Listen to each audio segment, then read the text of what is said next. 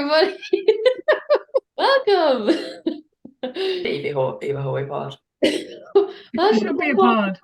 The H pod. So this week's research review is on overtraining syndrome and relative energy deficiency in sport.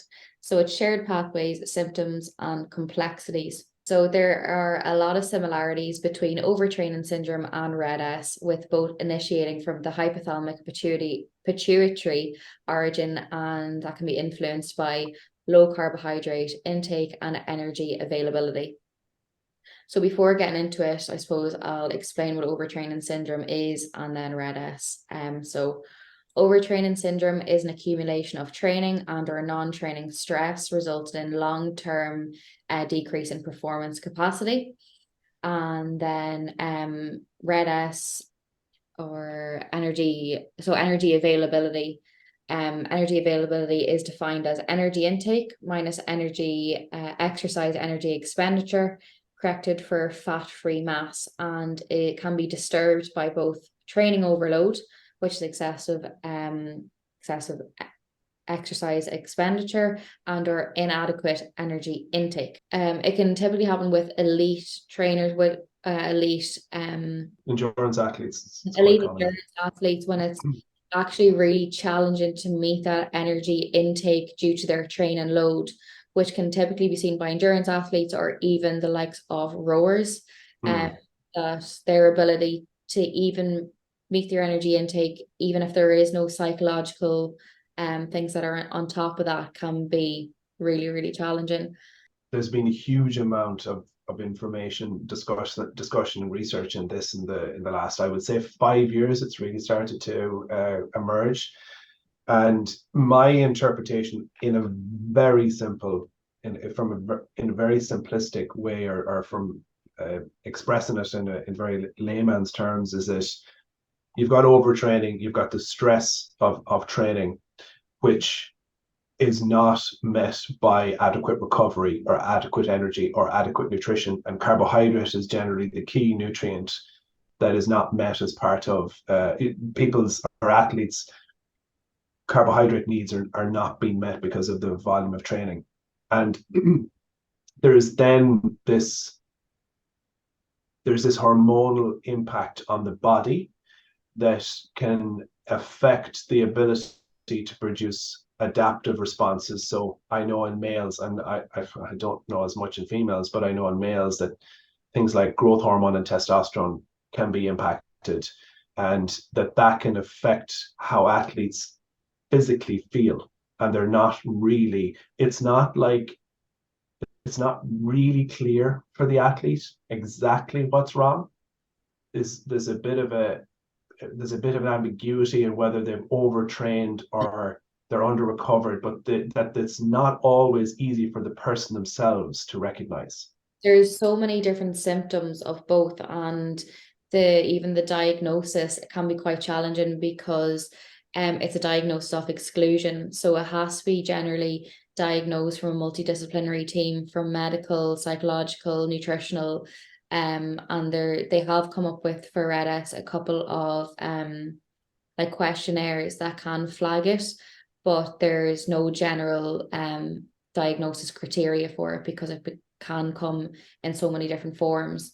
So for people might think that, okay, for someone to be overtraining or for RED-S to occur, you have to be severely underweight, but that typically isn't the case. It can be down to fatigue, can be stress fractures. For females, you can lose their menstrual cycle, and there's so many other symptoms that can be carried for both overtraining syndrome and RED. So it's one of those things that can be overlooked, and because there's no generic symptom associated with it, it can be misdiagnosed a lot of the time.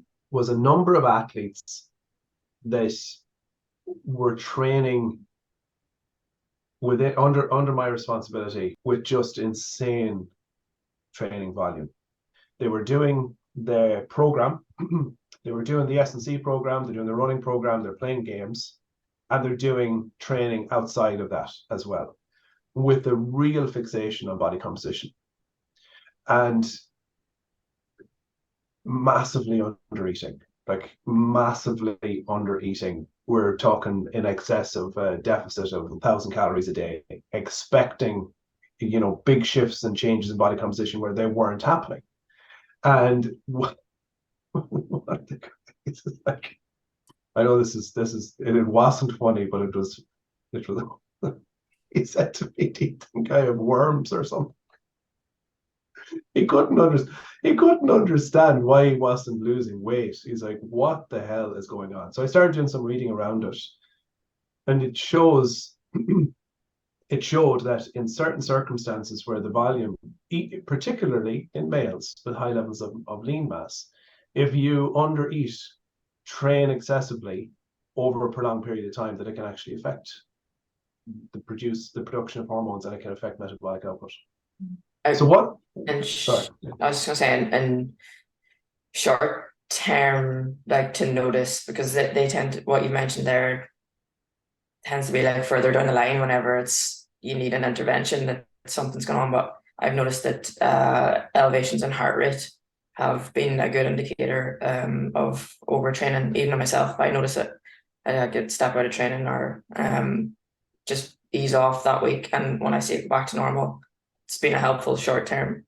And that's probably down to education as well, that people don't recognize these symptoms until they probably are at a stage where they are being pushed out of training. So the likes of, for females, I suppose one of the things that is most easily recognized is the loss of menstrual cycle, which can be very common. But the other symptoms can be masked by lots of other things. So Gemma, for you, recognizing that your heart rate goes up, like people mightn't even have a monitor to be able to do that. So I think the education side for athletes is a massive thing for them to recognize, okay, what's actually going on if their recovery starts to become quite poor, and that's going on for a significant period of time. When you're trying to make an awareness regarding training overload or overtraining symptom or RED-S, it has to be amongst not only just the athlete, but the coach in the medical, physiology, psychology, and nutrition communities, which tend to, unless you're within a team sport, tend to work by themselves. So to be able for it to be diagnosed, it's the collaborative, you have to collaborate together to be able to get the diagnosis and treatment. It sounds quite complex, but I think it's highlighting that this is something for people to be aware of and to be conscious of, and that this is something that can compromise you and your performance. And I suppose one of the things that, you think about this in very practical terms as much as you possibly can, but how widespread is it, Eva? There can be 33% of females can lose their menstrual cycle when exercising. Now, don't quote me on that, but I'm pretty sure I saw that stat recently. Could be pulling that out of my arse, but we'll check that afterwards, Eva. We'll check that after. But I think it can be quite common, and I think the more people are recognizing it now, that they're talking about it, because it's not seen as because I think people are a little bit more educated, that they're recognizing that it's something that shouldn't happen, rather than it just happening within female athletes.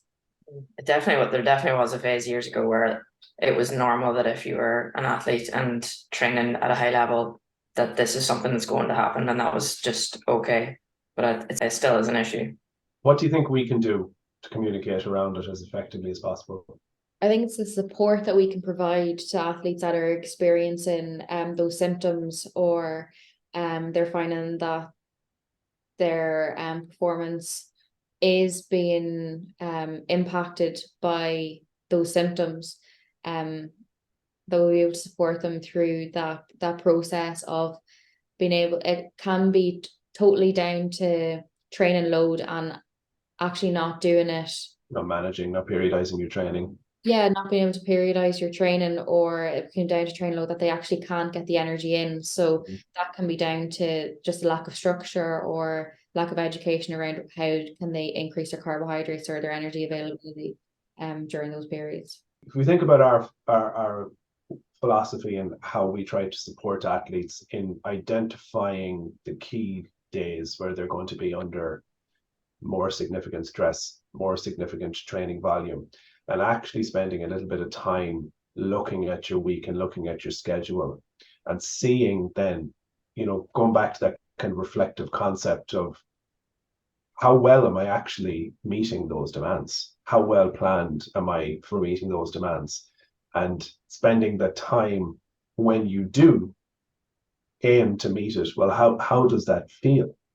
And I think the other thing that we talk about an awful lot is, are you really clear on what your goal is?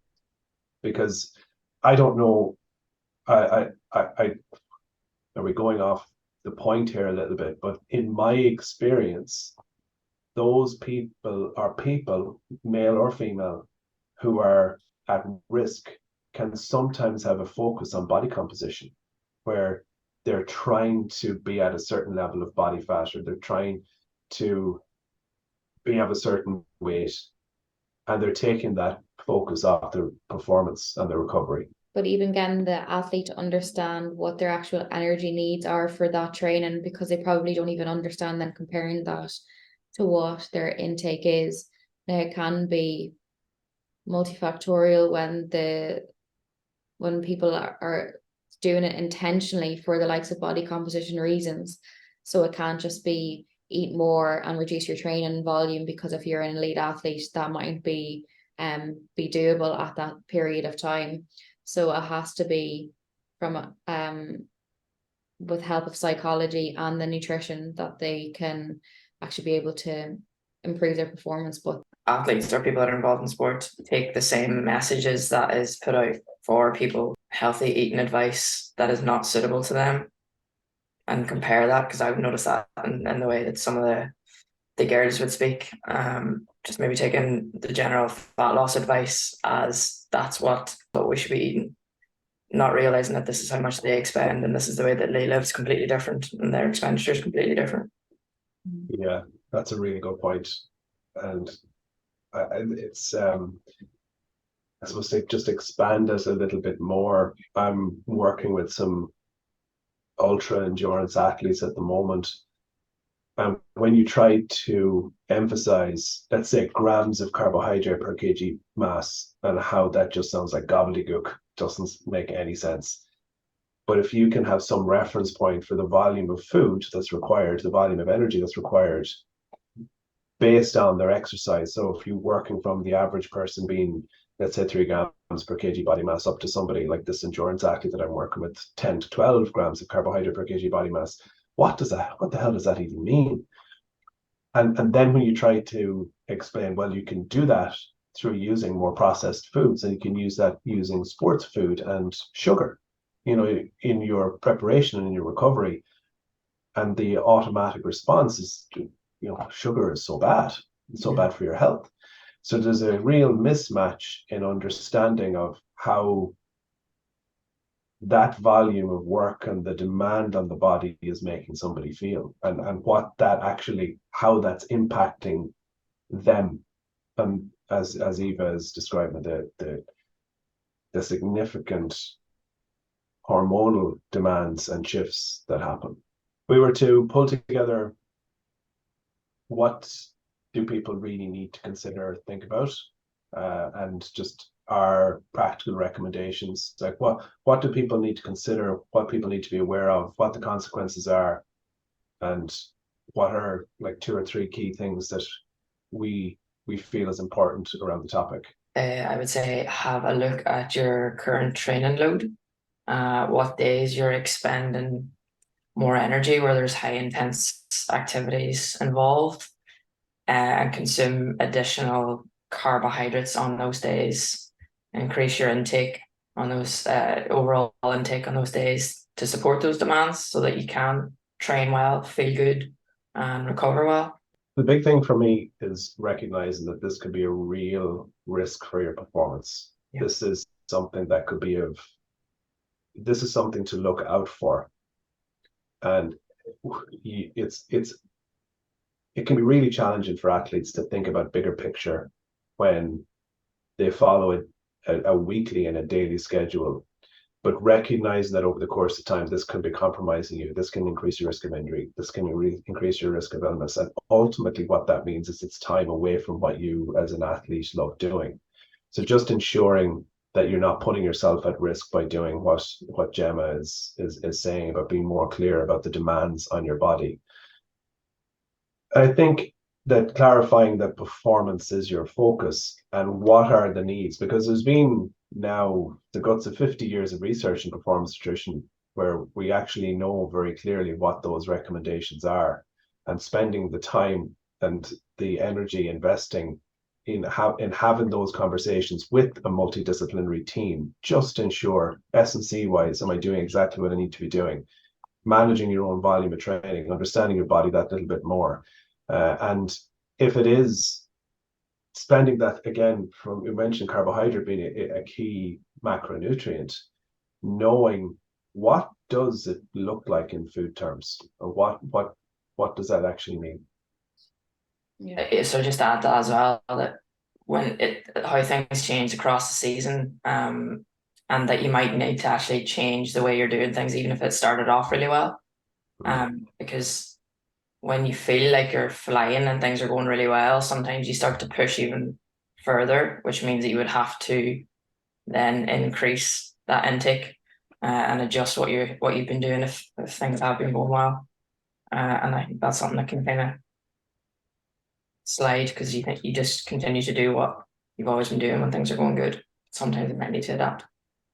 That's really important. I think it's being aware of both the short-term and the long-term consequences. Like short-term, say for females, there might be the loss of the menstrual cycle, but long-term it's decreasing bone density, injuries. Like you don't want to be 40 and can't walk. You have to look at what you can do now to prevent that, and also being aware of how to prevent it and getting the help that you need if you do need it. The only other thing that I would add is we talked about kind of one end of the spectrum being the ultra endurance or even the athlete, but it can happen to anyone that's doing sport, and it's probably as common in everyday gym goers or people that just run for as a hobby.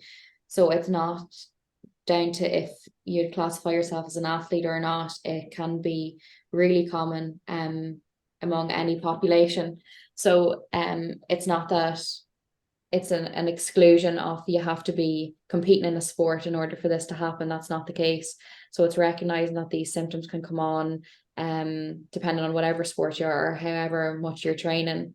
And like everybody else said, the risks associated with that and the treatment to support it.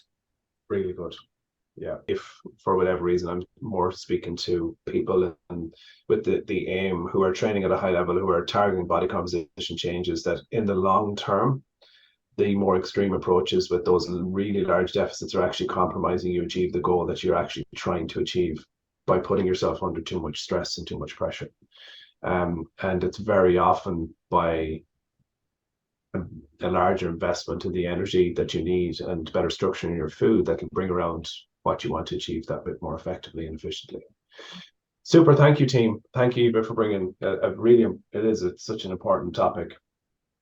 And we're here if, in particular, Gemma and Eva are really well equipped for having these conversations. So if anybody wants to have that conversation just to check in on this, we can, in very practical ways, assess whether you are meeting your energy demands.